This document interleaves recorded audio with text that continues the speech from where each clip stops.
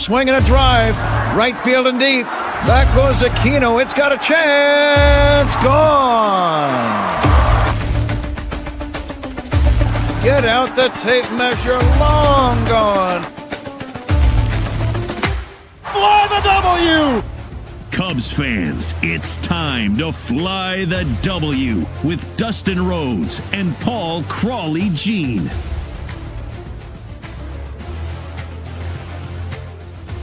This is the Fly the W podcast. Crawley, it's season 4. It's episode number 45. Let down in the loo. Don't forget to listen, download, subscribe. Most importantly, review the podcast. Follow on all the socials. You can check me out. I'm at Mully and Haw on X. You can follow me at Crawley's Cubs on X, Blue Sky and TikTok, and Crawley's Clubhouse on Facebook, Instagram, YouTube, and Threads. You can email us at crawleysclubhouse@gmail.com. And don't forget to get notified when we go live and subscribe. Absolutely. Subscribe, watch us live. All right, Crawley, let's start out with what went down in the loo. As their alternate jerseys say, the loo. Time for us to round the bases, go over all the latest Cubs news and notes. Yeah, just taking a look at this series, Dustin, it was pretty disappointing. I would say more than anything, you look at the series and how it sets up, right? The Cubs, you could argue they didn't do a good job, were buyers. They weren't great buyers, but let's put them in the buy category. The Cardinals were sellers. They got rid of their closer. They got rid of players. You have no Nolan Arenado, right? Yeah, they got rid of their bullpen. They basically got rid of their bullpen, right? They got rid of their best position player, at least like on paper, kind of, right? Well, yeah, Arenado's not there. He's injured. And so you have two of your best starters going in Matt Boyd and Shota Imanaga. Well, not two of, like your two best, right? I mean, maybe not after this weekend, but before the series started, it would have been an argument potentially who was taking the ball in game one of a playoff game. I think that's still the argument. So you got your two best pitchers going up, and you got to take this series, and they didn't. And I think that especially game one and game two were perfect microcosms of the difference between kind of the first half Cubs and the second half Cubs, right? Yeah, very good point. Very good point, Crawley. When you look at game one, the Cubs get shut out 5-0. Now, Matthew Boyd, he goes 5 innings, gives up 3 runs. It's not as great a start, but you're not going to get a quality start every time out. I mean, 5 innings, 3 runs, you should be able to, come back from that, right? You sure should. The offense gets shut out by Michael McCreevy. Who? If I showed you his 4 photos of 4 random guys in Cardinals uniforms, you wouldn't be able to pick out Michael McCreevy. And he made the Cubs look bad. He made the Cubs look bad. And Dustin, here was the thing that drives you most nuts about that game is that, prior to, compared to other games that they've had, they actually had some hits in this one. It wasn't like they couldn't get hits. They just couldn't get hits when it counted. Right. And no timely hitting. No. And that's the thing that I think is really just frustrating for Cubs fans right now is when you're kind of taking a look at game one and you're looking at this right here. You had hits all over the place. Suzuki 1 for 4, Tucker 1 for 3, Happ had a good game, 2 for 4, right? You had hits, but the trouble was you went 0 for 9 with runners in scoring position. You left 9 men on base. The Cardinals, on the other hand, 4 for 9 with runners in scoring position. So almost about 500 there. Almost 500, yep. Mm-hmm. And so, when you go 0 for 9 and get shut out, you're not going to win any ball games. Zero. None. Zilch. And they only end up winning 1 in this series, Crawley. So that was the first game. Let's fast forward to game number 2, where they actually got timely hitting and some home runs and some decent pitching from Colin Ray, which I think we were all a little bit worried about. Well, let me ask you a question, Dustin. When you sit there and you actually have the team put runs up for you, especially with what the Cubs have been going through lately, how much do you think that lets the pitcher relax? I don't have to be perfect. Right. A ton. Absolutely. No doubt about it. You take a look at this. You can attack the strike zone. You can attack the strike zone. Right. Absolutely. No doubt. Not fall behind the counts. This Cubs scored 2 in the first, 4 in the second, 1 in the third, 1 in the fourth, 1 in the fifth. This is what the Cubs looked like in April and May, right? They got an early lead. They added on runs. They did it all sorts of different ways: home runs, stolen bases, hitting with runners in scoring position. All of those things we haven't seen, especially post All-Star break. That's what really we've been missing, and that's what's been frustrating about this situation. Just how in the first half you had guys, they were running, they were getting those timely hits, 5 for 13. Okay, so pretty good there. And again, you had Michael Busch with a double and a home run. You had Matt Shaw with a triple and a home run. So these are things that have been going on that just we haven't seen, and it's really been hurting the Cubs, I think, as far as this goes right now. And so when you take a look, and they're all the top of the order, Crawley. They're all having an issue at the same exact time. That's also a recipe for disaster. Right. And so if you take a look here now, this was on Friday, Mark. He put this out before the All-Star break, 57 and 39. So that's what, 18 games over 500. Mm-hmm. But after the All-Star break, they're 9 and 10. I think they're 11 and 11 now, right? Or 10. They're still at 500 after the All-Star break. They've been playing 500 ball. I mean, not everything that's going on with the fact that they're now 6 games behind the Brewers, Crawley, is the Cubs' fault. I mean, the Brewers are obviously having a magical season north of the Cheddar Curtain. There's really nothing more you can say than that. But you kind of alluded to it earlier with the top of the order really struggling. And when you look here at the runs per game, almost a run and a half less after the All-Star break. Here's the big difference.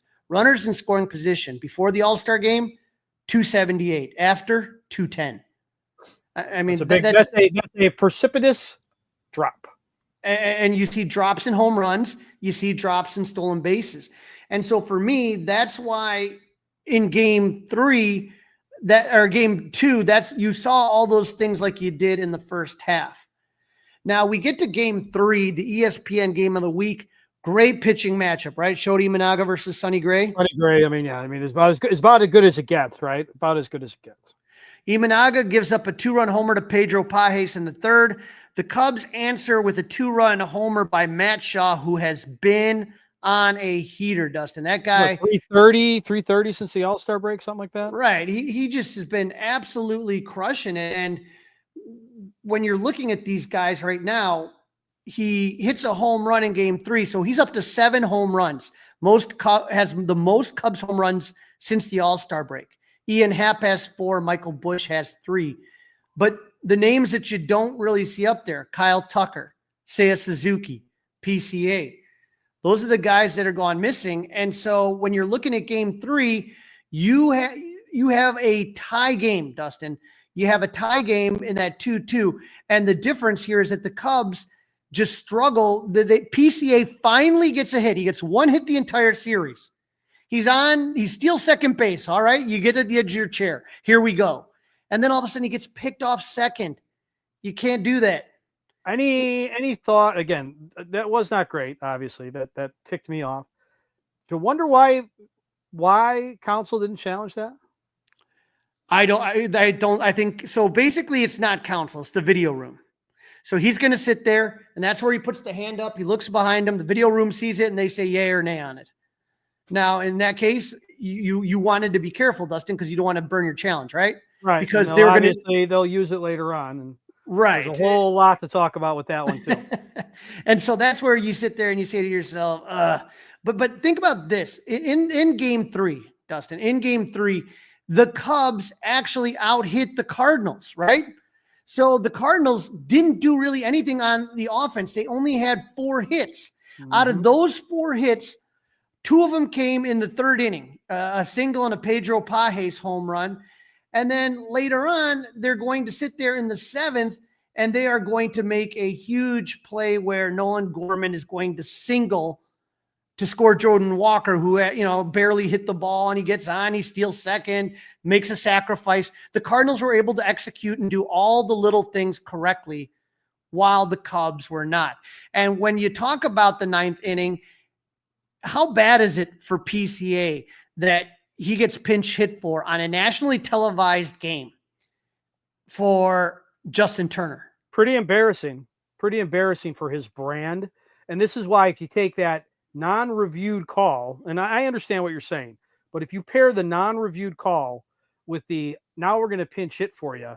Like I almost feel like there was like a message sent, like maybe you're getting a little too big for your britches.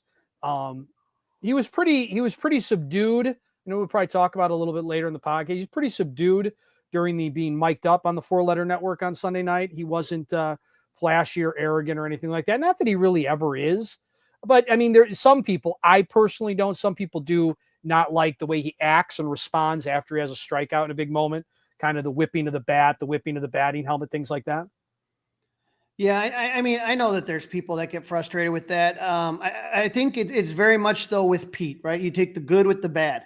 You're not going to sit there and say to yourself, okay, this is who, that's who Pete is. And you're going to have to deal with that. And if you don't like it, that's not going to change. I think that's his personality. But to me, he gets on, it's the top of the 9th and he's leading off and Craig Counsell goes with Justin Turner. Now for me, Dustin, I think in the 8th inning, when you have runners at 1st and 3rd, that's when I would have done it with Carson Kelly up. I think I would have been a better spot for it. Yeah. I mean, because again, we do know that Justin Turner can, do things in those situations. That's why he's still on the team and a valuable member in their eyes. Now the Cubs do get on base in the 9th, right? And so you're saying to yourself, okay, here we go. 3 hits in the 9th, right? 3 hits. 3 hits in the 9th, right? No runs in the 9th. 3 hits in the 9th. No runs in the 9th. Ian Happ draws a walk. John Birdie, you remember him? John Birdie is going to pinch run for Ian Happ, and he tries to steal second, and he is look at from this here. You could see Sagasi right here, Sagasi, and you could see that Birdie has the throw beat easily. Okay. Yep. He is called out. That's the problem. He is called out. If he had been called safe, he would have stayed safe. It's because he was called out that he remained out, in my opinion.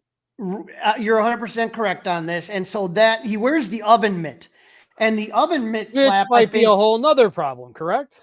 Right. So you wear that to protect you from getting stomped on. Okay. And so when that oven mitt comes up, the umpire sees that getting tagged and calls him out, but the hand was there beforehand and the hand never came off the bag.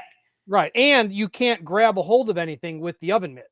Right. You can't stop yourself. It's like you got a flipper on and you got a greased up cookie sheet in your hand. You just go sliding past the damn thing. So you can't even try to stop your lower half in your feet, I guess, or what's going to try to slow you down and keep you there. And also, wasn't it it was the first pitch, right? 0-0 count. He's running. Maybe see what's up a little bit. I don't have a problem with him running. He was here's what I'm going to tell you about John Birdie, right? You're there to do one thing, and that's steal bases. Okay. You don't have to, now, if you're PCA or Seiya Suzuki and you want to wear the oven mitt, fine. I'm fine with that. But I don't need John Birdie wearing the oven mitt. That's just kind of the way I'd go. But I do like the fact Kyle Tucker wears it too. Yeah, I have no problem with that, because those are guys that are out there every day, and you can't have that guy's hand stamped. You know what I mean?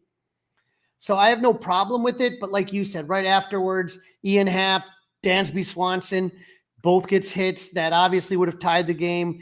But they're not going to. The next pitch. They don't. It was the next pitch, right? When Nico hit the next ball. Yeah. And so, I mean, it was just all in all frustrating. You brought up mic'd up, and I do not like seeing the players mic'd up when they're playing in a meaningful game. Spring training, meaningful game. Do it all you want, right? You doing it in the All-Star game? Fine. It doesn't count. But he has to play a game. I don't like it. I don't care if you do it from the dugout, but not while you're in the field of play trying to play. To his defense, there were a lot of one-word answers. Lot of one-word answers, right? So I got to ask you a question though over the weekend. Bradley Vinson, this kid who dresses up. Do you hear about this one? Oh yeah, I watched the games, Carl. He is from Florida. He's a 13-year-old kid, and he is dressed up in full ump gear. Okay, full ump gear, and I'm just saying to myself, oh God, because I knew. And this was weird too, Dustin. All 3 games were on different channels. Right. So Friday was Marquee, Saturday was Fox. Friday was the only local TV. And Sunday was whatchamacallit. Sunday was ESPN. But I'm sitting there and 4-letter network, Crowley. Come on.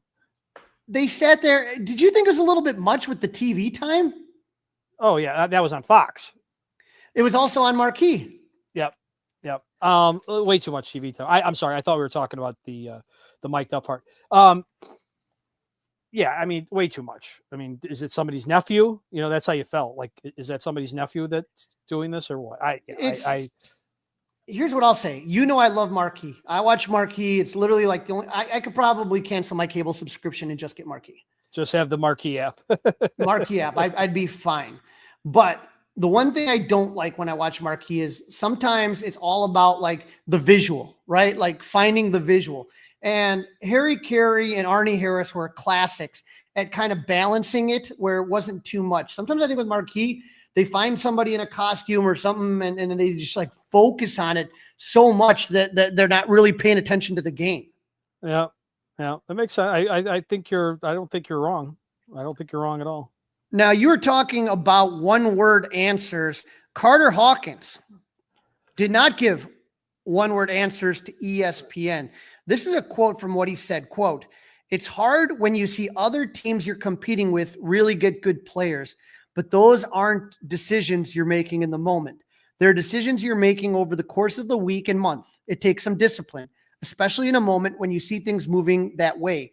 But we were able to stick to our approach and felt really good about the ads we were able to make.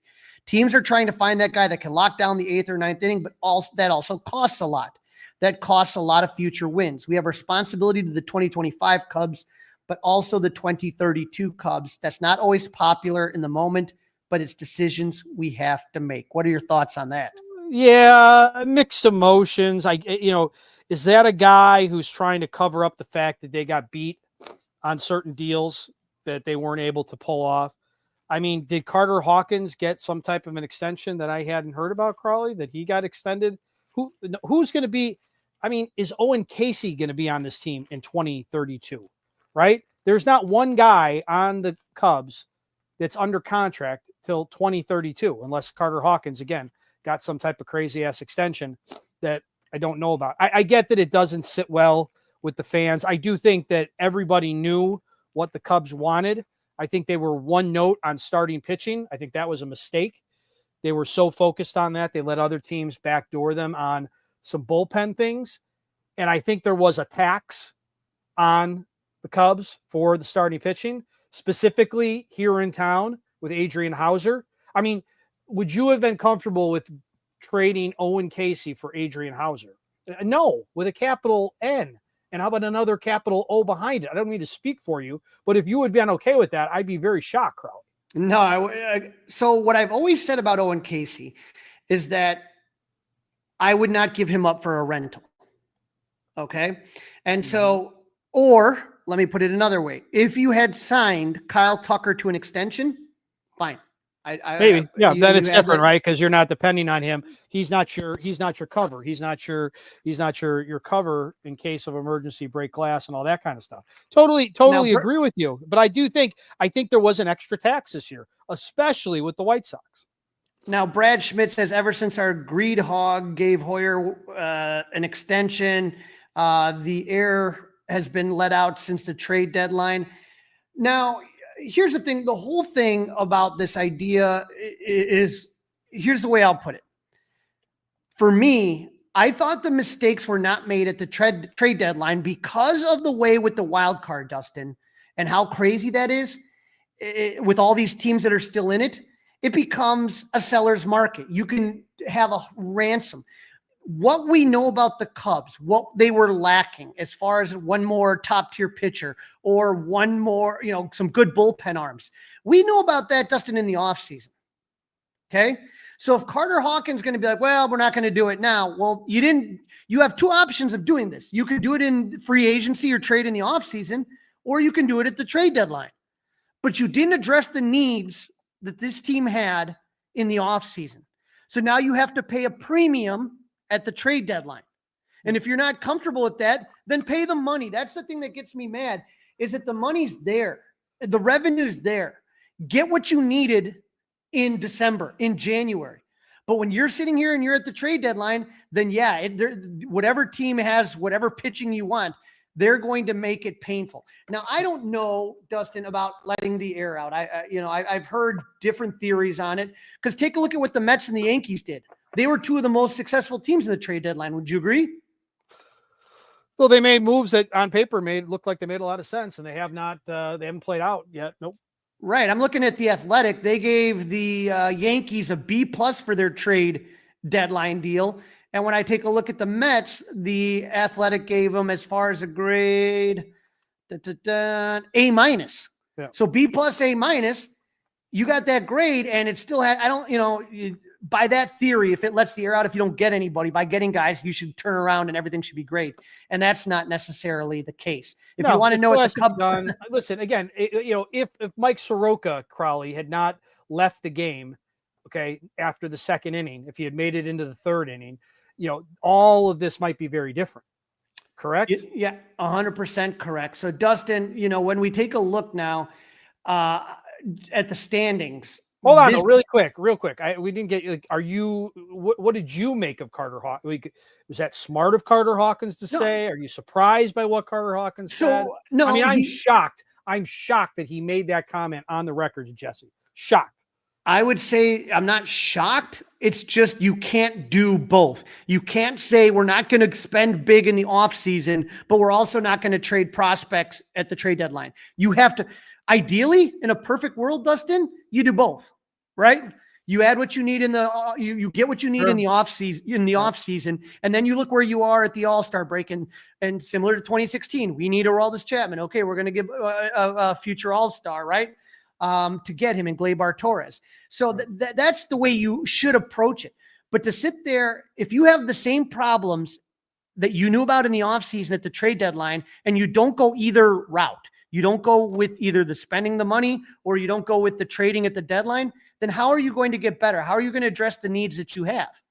Yep. You're not. Yep. Great point. That's the thing I think that bothers me more than anything. You look at AJ Preller for the Padres, he'll trade any prospect and every prospect. You take a look at what other teams do as far as spending, and they spend in the offseason like crazy. But you can't sit there and just, they're playing it so safe. Obviously, you don't want to empty the farm system, because then you're going to be in some trouble. But then if you are so scared to get rid of your top prospects, then you better be willing to shell out in the offseason, because you can't, like I said, you can't just sit there and do both. That's my opinion on it. No, you can't have it. You can't have your cake and eat it too. You can't have steak and lobster, right? You gotta have one or the other sometimes. All right. So after they lose last night, and after the Brewers have another walk-off win, they've won 9 in a row, Crowley. We Cub fans are looking way up at these Brewer fans. 6 games back now. Yeah, Cubs are 5. Look at this. Cubs, Cardinals, and Reds are 5-5 in their last 10, while the Brewers are 9-1, like you said. 9-game winning streak.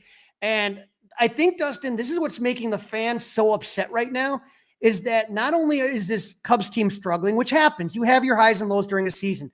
At one point, the 2016 Cubs lost 15 of 20 games, right? It happens. But the fact is the Brewers won't lose, and you're not gaining any ground. I mean, if you're looking at some of the things that the Brewers are doing, it's just mind-blowing. They're 24-4 since July 6th, right? They have 2 separate 9-game win streaks and 3 separate 8-game win streaks. I mean, it's crazy. I mean, again, it's special. What's going on up there is special. So you have to realize that it's a special season for that team right now. Yeah, and take a look at this from Tim Muma from Milwaukee. He said, since May 25th, the Cubs have the second best record in the NL, 5th in MLB. They've lost 12 games in the standings to the Brewers at that time. I mean, it's just that's just not normal, right? It's just not normal. Now, Dustin, I'm excited. We do have a special guest coming up for segment 2 here. Very, very cool. This is the Fly the W670 podcast. Fly the W670 podcast. It's season 4. It's episode number 45. The Letdown in the Lou. Don't forget to listen, download, review, subscribe to the Fly the W podcast. 5-star reviews. Yes, please. You can email us at crawleysclubhouse@gmail.com, crawleysclubhouse@gmail.com. Don't forget you watch us, as some of you are right now, on Crawley's Clubhouse YouTube page. And we are very happy to welcome in friend of the podcast, friend of Crawley's from Obvious Shirts. Joe Johnson. What up, guys? How you doing, man? Joe? I'm tired. Tired? Why? You're not busy at work, are you? Busy at work. 3.5-month-old. It started teething. Oh, boy. Yeah. Not sleeping. Just What? I dream about shirts just coming off the shelf and into envelopes.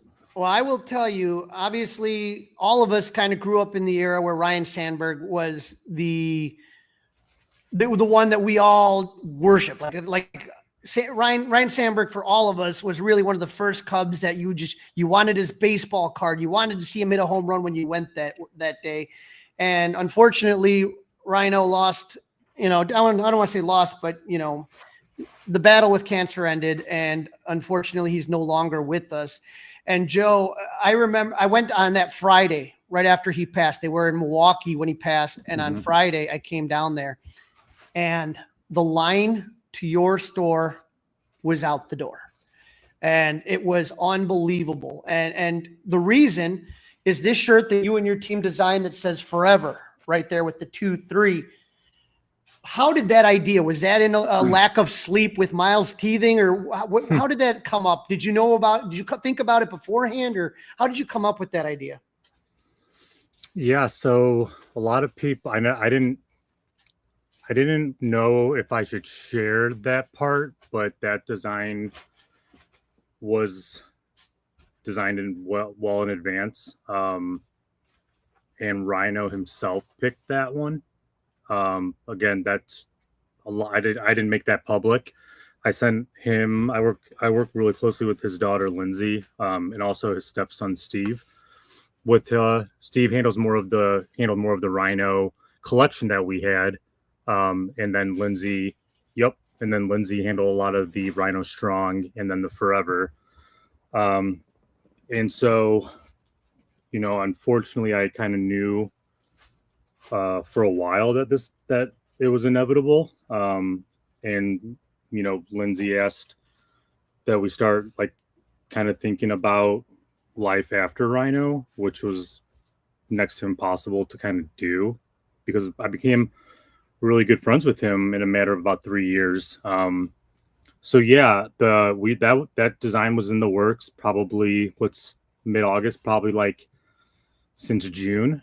And the Respect one, the one that Rhino really liked, or that he picked, was the same 2-3, but it makes out the P and the E in Respect, because that's, again, if you listen to his Hall of Fame speech, he talks about respecting the game, respecting the name on the front of the jersey, not the back, and just playing the right way. So that was his favorite. And then I guess as it came closer to reality that he was not going to be with us, I think it was a joint decision between his daughter, him, and then the Cubs wanted to do something to wear that ultimately he's like, well, Forever might be the keystone design. So you talked a little bit about the relationship you had with Rhino. I put, when Rhino passed away, they say never meet your heroes, but that couldn't be further from the truth when you talk about Ryan Sandberg. Just an unbelievable guy. We've got to know him at Club 400, other charitable events. How did you get to know Rhino, and how did your relationship evolve? So, yeah, I first met him, I want to say it was 2021. I was in the 1914 club, and it definitely had my Liquid Courage. Liquid Courage was full blast. And I just saw him in the buffet line, and I was like, well, if I don't go up to him now, I'm never going to go up to him. And we had sold the Rhino 23 design for a few years without properly paying him for his name, image, likeness. And I kept that money that we did from all those sales.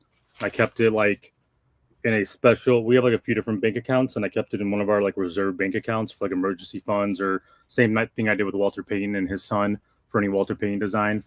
But I went up to him, I said, hey, Rhino, my name's Joe. I'm the founder of Obvious Shirts. And he he knew the brand right away, which I thought was really cool. And he's like, and he was just like, man, he said something like, you thought of like the dumbest idea, but it's a good one. But I wish I would have thought of it before you did, or something like that. So he really liked the brand, and I said, well, I've got about like $11,000 for you.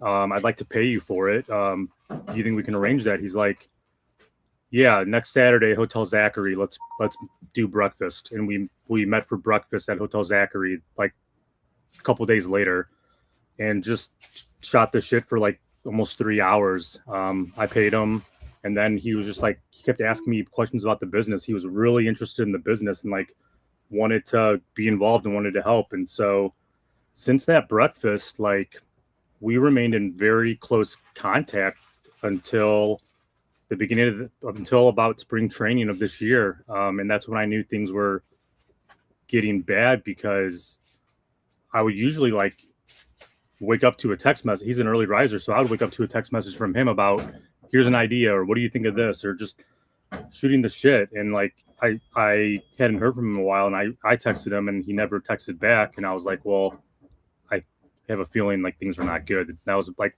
right after spring training. Now, it was also very touching that a lot of his former teammates and guys around the team were wearing that gear to the park as those final days were coming down. I was at the in the booth for the Saturday night game against the Red Sox when Kerry Wood did the stretch, and he had on a lot of the gear, the hat that Crawley's wearing. He had some other stuff. He had handed out some other things. He had a Rhino jersey on. But to see, guys that just knew him, not necessarily even teammates, guys that played 10 years after him, to show him that kind of respect is really, really touching. Yeah, I mean, he was just beloved by everybody because of the person he was off the field.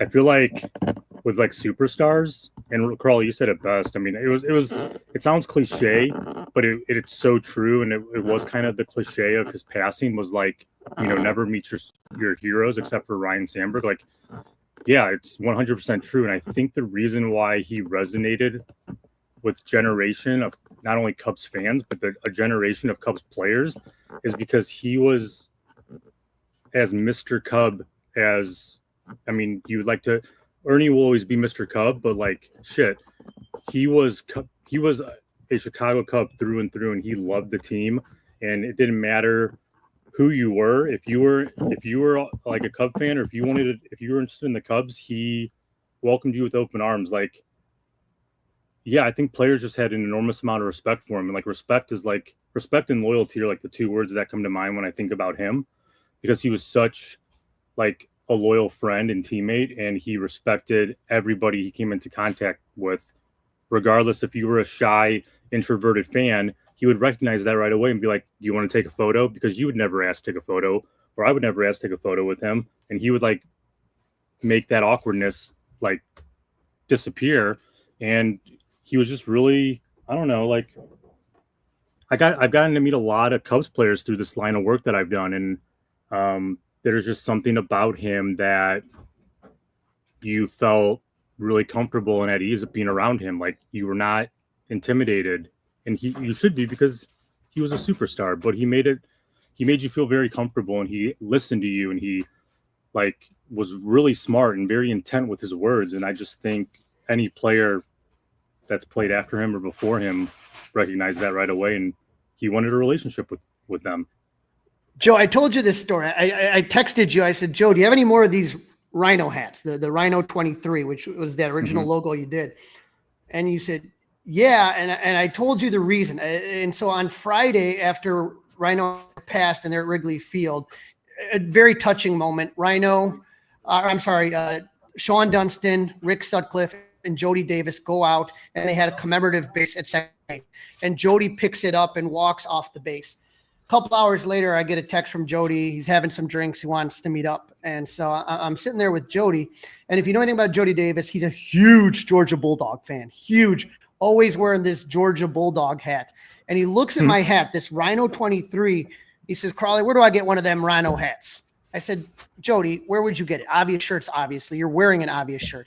He said, well, I didn't know they had the hat. Well, Joe, I mean, when I went in there on Friday, I mean, literally stuff was flying off the shelves. Like people were just grabbing every Rhino thing they could. And so I sit there and I tell Jody, I said, all right, Jody, since you were a teammate and I know how much you loved him, we're switching hats. So this is Jody in my 23. I gave him that hat. And he gave me his Georgia hat, his beloved Georgia hat. And he's wearing the Rhino Forever shirt right there. And I did leave the Georgia hat later on at his hotel and bought a new one because I'm not going to wear it ever again. I know how much he loves the Bulldogs. So I brought it back to him. But it just kind of showed you how just like this shirt to me is bringing everybody together. And you just put an announcement out for the people that are on your Obvious Shirt email list about how much money these Forever shirts have raised. Tell our listeners about that. Yeah, and I made a mistake. It was not just the Forever shirts. It was like kind of all the shirts in that collection that were dedicated to him. But yeah, we just surpassed $100,000, which blew my expectation. And if anybody's listening that is still waiting on their order, like I'm really sorry. It's so hard to like manage or like to set expectation. We have thousands of shirts and it takes hours and hours and hours just to print off the labels of like think of 5,000 shirts just to print the labels. They come out about, I don't know, one every 3 seconds out of the printer. It takes a week just to print 5,000 labels. So I will wear the L on that for not setting the right expectation. I should have like said it's going to be about 2 weeks to get through that, but we're getting out about 1,000 packages a day.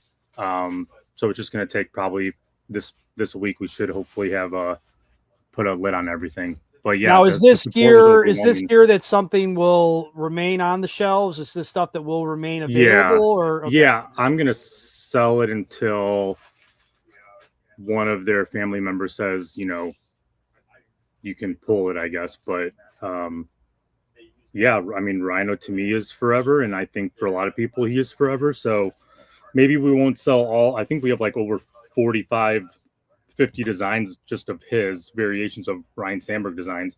We'll definitely cut back on the designs that are available, but the top 10 best sellers year in and year out, we'll continue to sell them as long as people continue to demand them, and we'll donate proceeds for as long as it takes. And where do the proceeds go to? So we're doing it with to Cubs charities. That's what Rhino's ask was. And then inside of that, he had specific cancer research, like foundations that Cubs charities is aware of. So when I say we're giving it to Cubs charities, all that money is going to cancer research. It's just going to be, I'm writing a check to Cubs charities, and then Cubs charities is going to write a check to the specific, because I think it's like a group of different charities that Rhino chose. So it was just easier for me to write a check to Cubs charities, and then they'll divvy up the money. And I'm hoping that, throughout all this, I've made relationships with the family, and he's got Rhino's grandson, Josh, is a player. And I want to do something for him, even if it's like, buy him new equipment, buy him the bat he's always wanted, or a new glove. But he's a player. His name's Josh Newton out of Westfield, Indiana. And yeah, he got the genetics from Rhino. So I want to help him out.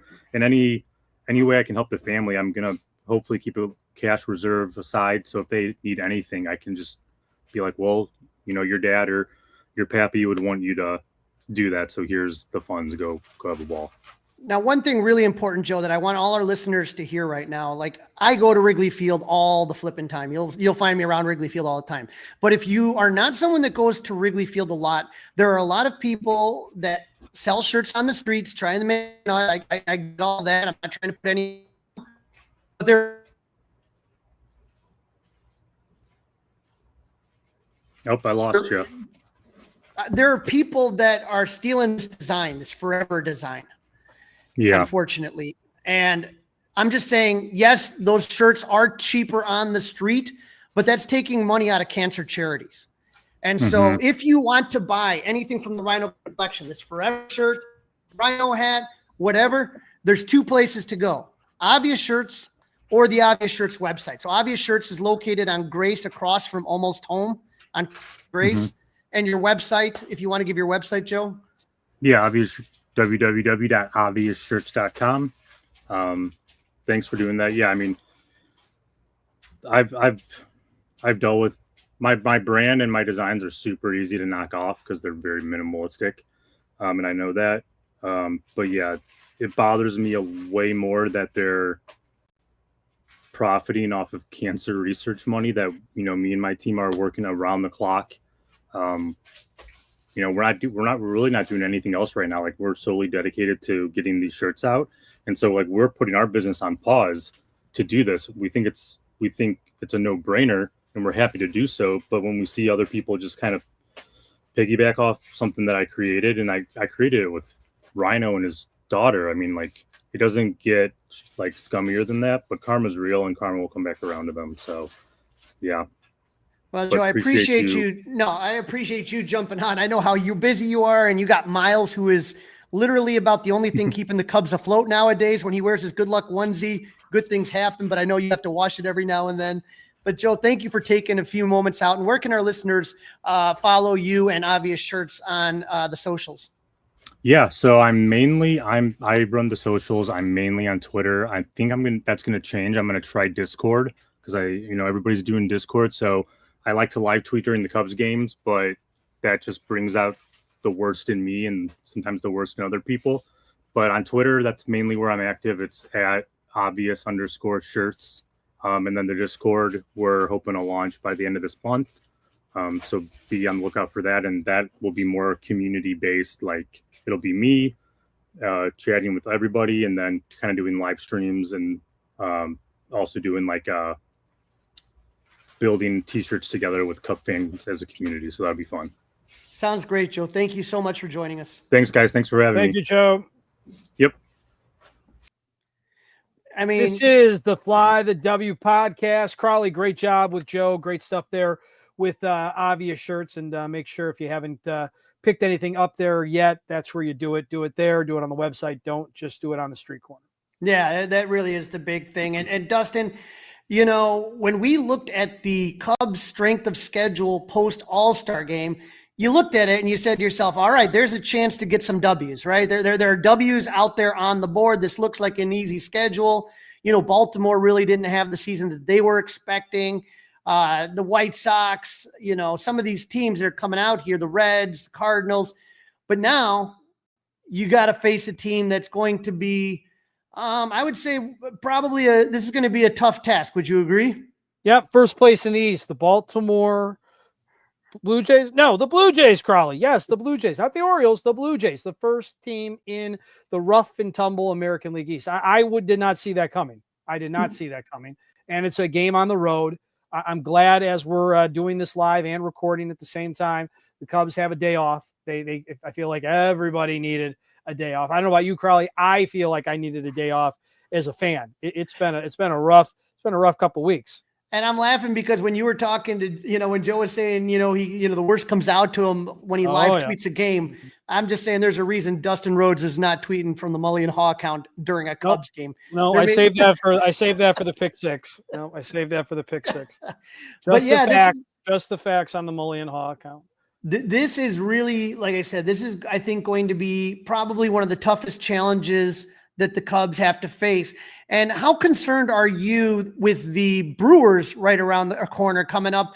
So you got this series with Toronto, then you got the Pirates.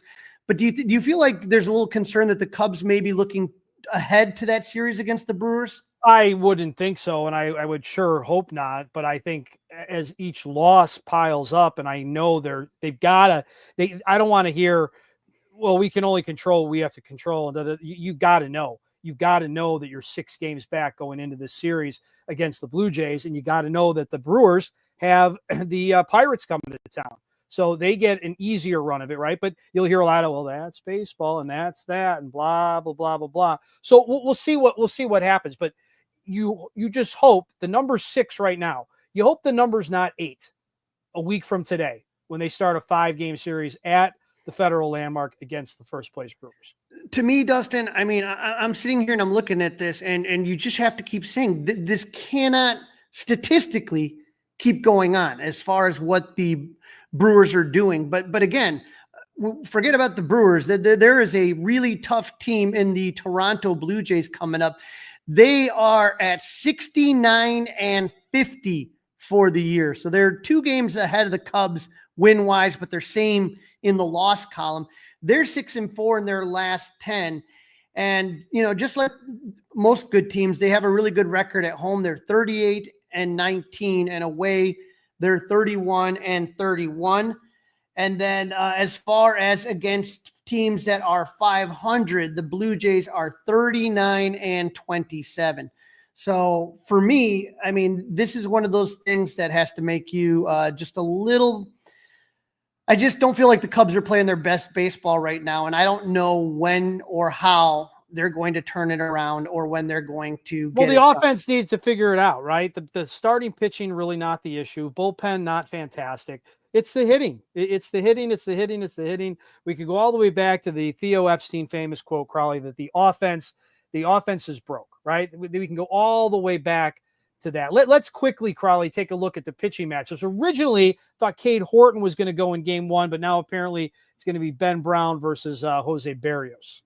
Yeah, when the reason for that, we've talked about this before, is that with Cade, you're worried about his pitch count, right? Yep. You're worried about how many pitches he's throwing.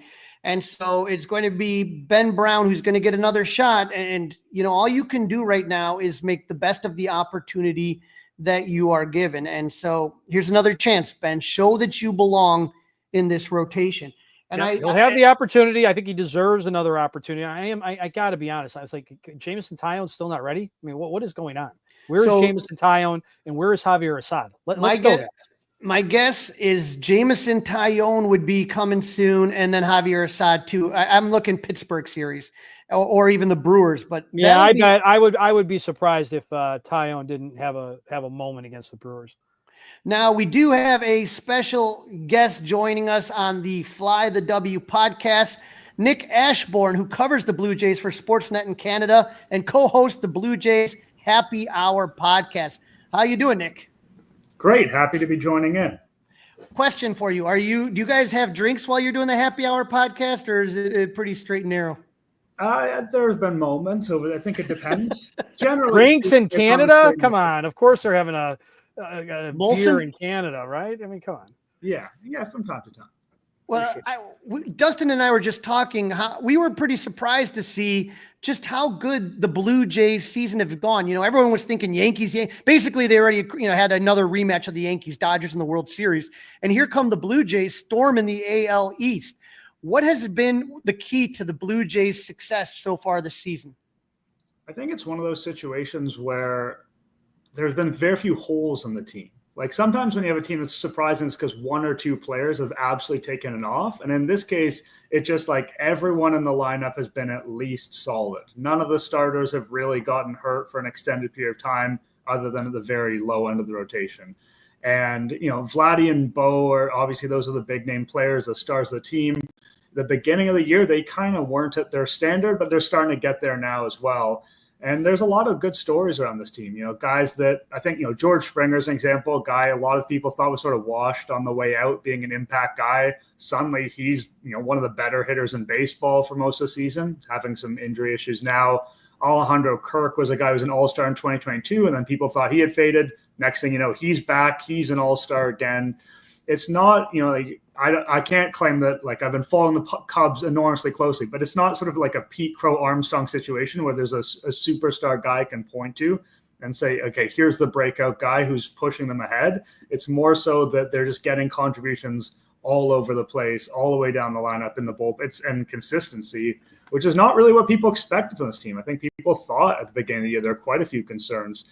And internally, mainly, it's not even the guys they signed in the offseason. It's guys who are in the organization already. So many different players have stepped up. Well, Nick, I know that for Cubs fans, there's a lot of angst. Are the Cubs going to re-sign Kyle Tucker? And you guys just went through this with Vladimir Guerrero. And I think that there's been a lot of talk that's kind of like the baseline. That's kind of like the starting for a deal with Kyle Tucker, is a deal very similar to what Guerrero has. What does Vladimir Guerrero mean to this Blue Jays team, and signing that extension? What did that mean for the organization?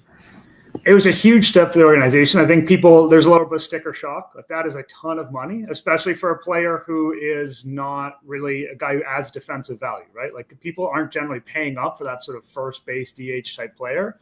Vladdy's different, right? He hit free agency young, like much younger than most guys do. He also is, he's a homegrown talent.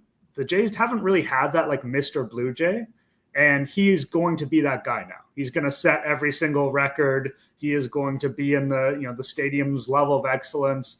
He has a chance of making the Hall of Fame if his career goes really well. I'm not saying that that's a given by any stretch of the imagination, but like, that's a possible outcome for him. So kind of like locking in that franchise centerpiece, even if he's a flawed player, even if he has been a little bit inconsistent season to season, Kyle Tucker for the Cubs, like, that's a different situation because he's a new acquisition with the team. Mm-hmm. He's probably in some ways a better all-around player than Vladdy. Like, he adds some defensive value. I think with Vladdy, the thing is that he's shown in 2021 and then last year as well, like, he can be at a near MVP level on offense. Like, his offensive ceiling is massive. He could have kind of, I like to compare him to Miguel Cabrera. Like, not the guy who's going to hit 50 home runs a year, but he doesn't strike out. He takes his walks. He'll probably hit 30-something home runs, hit over 300. And just having that through his entire prime and now through his entire career, it's a North Star for the franchise to build around. And if he had walked away, the Jays don't have some elite farm system, and they have a lot of guys whose contracts are ending soon. And I think there would have been a ton of uncertainty of like, where is this franchise going if they've been unable to sign Vladdy? Now, what are Cubs batters and Cubs fans going to have to worry about as far as that starting pitching? Obviously, there was that marquee matchup over the weekend where we had Scherzer versus Kershaw. I think Scherzer's scheduled to go on Wednesday, the getaway game. But how about the other two guys? What do Cubs hitters and Cub fans have to worry about from Blue Jays starting pitching? Yeah, I mean, it's interesting because at the beginning of the year, the Jays rotation was very clumped up. Like, everyone was doing okay, but nobody was doing great. And now it's starting to separate itself a little bit. So like, Jose Barrios is someone who you'd look at his numbers, like tons of innings, decent ERA, and you think, oh, that's like a pitcher to be worried about. I probably wouldn't. He's really been struggling the last sort of month and a half or so. Velocity's been an issue. He's just not been missing bats. So he's someone who has sort of been sliding a little bit over the course of the season. Like, he's notorious that he always makes his start. Like, I don't think he's ever missed a start in his career, and he's consistent in that way in terms of giving innings, but I see him as more of an innings eater at this point. And then Kevin Gausman and Scherzer, both those guys are guys who have seemingly found it a little bit recently. Like, Scherzer's injured at the start of the year, but neither of them was pitching great at the beginning of the year. And Gausman, you're starting to see those 8 strikeout games, 9 strikeout games, like really that fastball splitter combo, making him one of the elite guys at missing bats. You might be finding Barrios at a great time, and you might be finding Gausman and Scherzer maybe at not an ideal time, because both of those guys are looking like potential playoff rotation dudes for the Jays when, if you'd asked me 2 months ago, I would have said they were both kind of doing okay. And yeah, I mean, they're turning it on at the right time.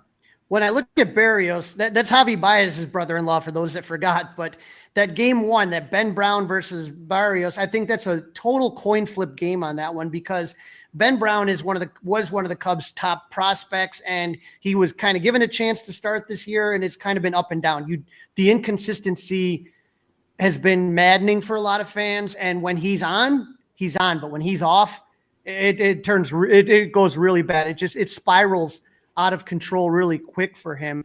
But I think that game 2, that Cade Horton versus Kevin Gausman, Cade Horton was the Cubs' #1 draft pick. He was their #1 prospect.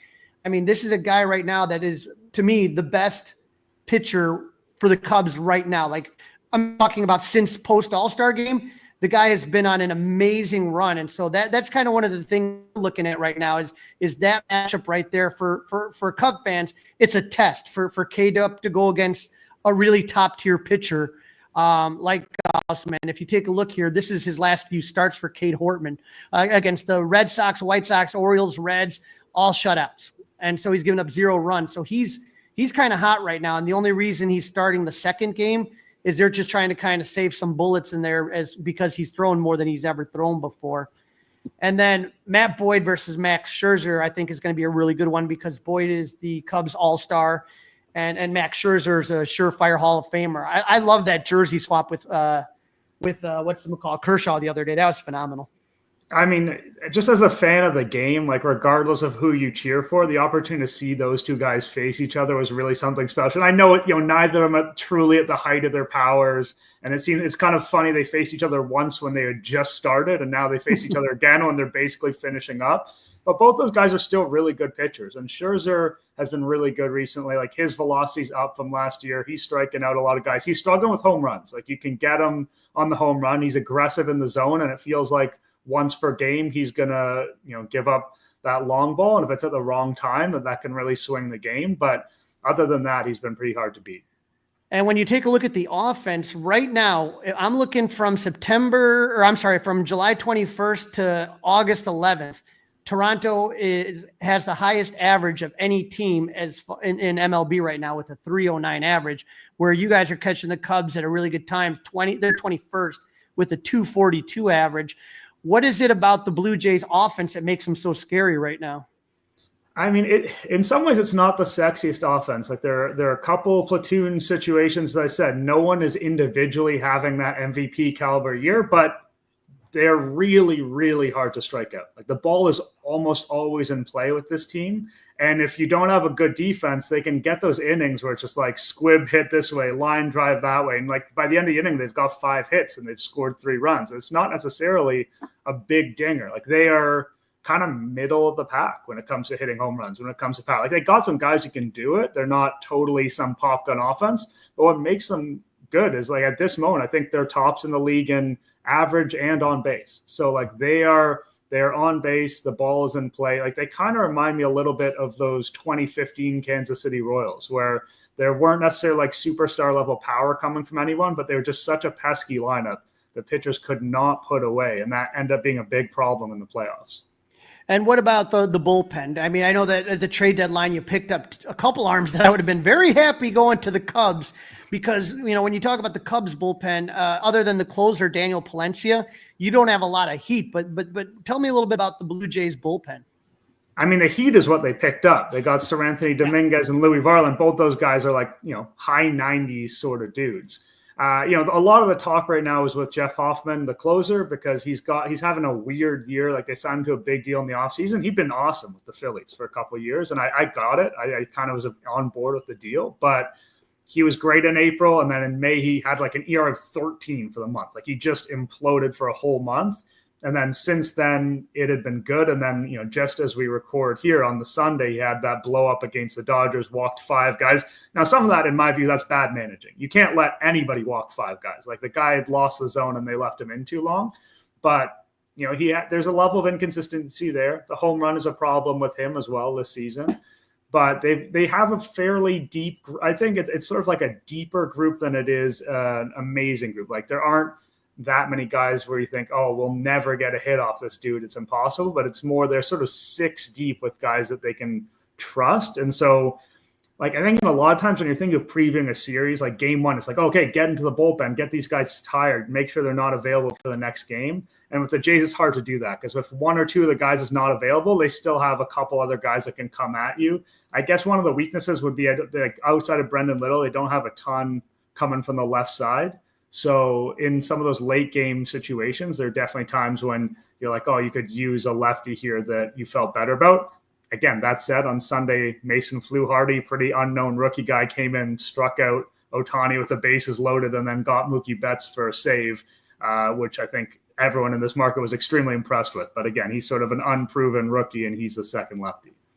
So when you take a look at everything, you got top 10 defense, the offense is clicking, and like you said, the pitching is there at the right time. If the Cubs are going to win this game, how do you see this playing out? What has to happen for the Cubs to beat these Blue Jays? I think, the advantage that I would see the Cubs having is power. I think that they're going to have probably a better quick strike ability than the Jays. So I do think they're probably going to need that 3-run home run somewhere along the line. And as I said, a couple of Jays pitchers are a bit vulnerable there. Like Scherzer's been vulnerable there. Hoffman's been vulnerable there. So I think that could be a good chance that the Cubs have is kind of out-powering, out-homering the Jays. They're gonna have to play some defense. Everybody who plays the Jays has got to play defense, and we saw that with the Jays and Yankees series over the years. Like the Yankees are a joke in terms of defense, and that's like how the Jays have beat up on them, because the Yankees have literally thrown away a few games, and that's been huge in the AL East race. So I think if the Cubs can hit some home runs at a good time and they can play some defense, they can definitely stick it in with the Jays. Like the Jays are a really good team, but I don't think there's a single juggernaut in the league this season, to be honest. Like the Jays have a pretty similar record to the Cubs. They're a good, consistent group, but they're not like massively intimidating either. I mean, as much as they did the crazy stuff at Coors Field, like that was fun to watch, but they're not some unbeatable group, but they're good, and you have to play well to beat them, and they're very difficult to beat at home. They've been way better at home than they've been on the road, and that's definitely something for the Cubs to worry about, because they're basically winning 2 for every game they lose at home. It's not going to be easy, I'll tell you that. And Nick, one last question for you, for any of the Cub fans, because the Cub fans travel well. What are your hot spots around Toronto? Where would you go if you were a visiting fan around the Rogers Center? I'll give you, I think generally speaking, you kind of want to avoid the stuff right around the ballpark, because a lot of stuff's like very overpriced and pretty mediocre. But if you are going to be in that area, you don't want to go too far away. You could pop across the street to Steam Whistle Brewery. It's a nice place to grab a couple beers before the game, as opposed to going to sort of like an overpriced mediocre bar. Go to a nice local brewery, and they make a good Pilsner there. All right, now you got me. See, I want to go to Toronto, catch a game so bad. I want to stay in the hotel. I know it's probably overpriced and cheesy, but I do want to stay at the hotel. I think that would be a lot of fun. Nick, tell us where our listeners can find your work on the socials. Sure, you can find me on Twitter at Nick Ashbourne, Blue Sky at Nick Ashbourne. I don't really know how that searchability works on that, whatever. If you're interested in the Jays, check out Blue Jays Happy Hour podcast. And sometimes I'm on the radio a lot here, but so if you're in town, tune into Fan 590, and you might hear me pregame or postgame on the broadcast. That sounds awesome, Nick. Thank you for jumping on. Appreciate it. No problem. Have a good one. Ladies and gentlemen, that is a wrap on Season 4, Episode 45. Don't forget to listen, download, review, and subscribe to the Fly the W podcast. If you have questions or comments, you think we're wrong, you think we're crazy, email us at crawleysclubhouse@gmail.com. And do me a favor, if you're watching this on YouTube, make sure you hit that subscribe button and get notifications for when we go live. Love to have you guys be part of the podcast. Thank you so much, and go Cubs!